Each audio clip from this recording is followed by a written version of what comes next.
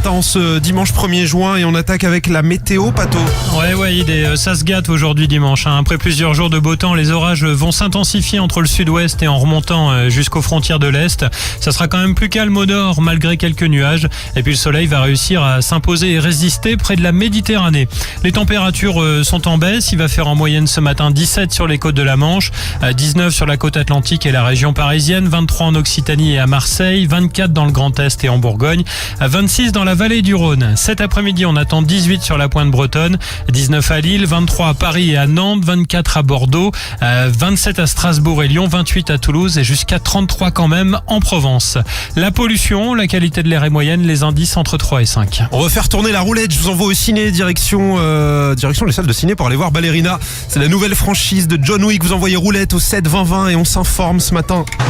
Et 32 ans après Marseille, Paris a ramené la coupe à la maison. Le PSG a remporté la première Champions League de son histoire avec un score que personne n'avait vu venir et qui n'était encore jamais arrivé à ce niveau de la compétition.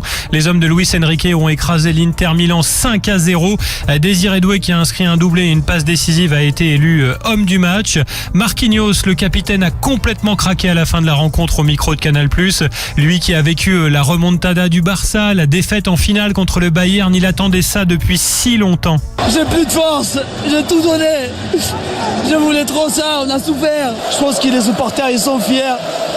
Profitez les mecs, profitez. Les supporters qui vont pouvoir profiter de leur héros cet après-midi, puisqu'après un gros nettoyage qui s'impose, une parade sur les Champs-Élysées est prévue à leur retour d'Allemagne. Toute l'équipe va défiler dans un bus impérial. Les champions seront ensuite reçus par le chef de l'État à l'Élysée, qui les a déjà félicités sur les réseaux hier soir, tout comme Kylian Mbappé, qui depuis Madrid a eu un mot pour ses anciens coéquipiers. Alors la fête a duré toute la nuit dans la capitale. C'était compliqué d'arriver à la radio ce matin. Les rues étaient noires de monde.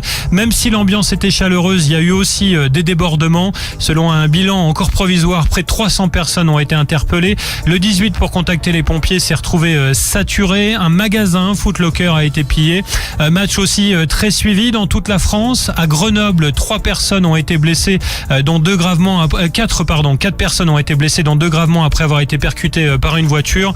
Le conducteur a perdu le contrôle de son véhicule en voulant faire un dérapage. Il est en garde à vue. Et puis à Dax, dans les Landes, un homme a reçu un coup de couteau près d'une fan zone. Son pronostic vital était engagé au moment de l'arrivée des pompiers.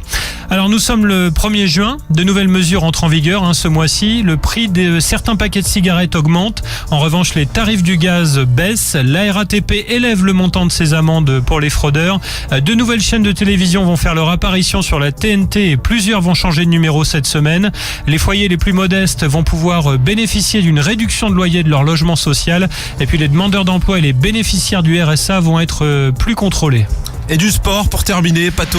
Pendant que le PSG jouait sa finale contre l'Inter, il y a Novak Djokovic qui lui jouait au même moment à Roland-Garros.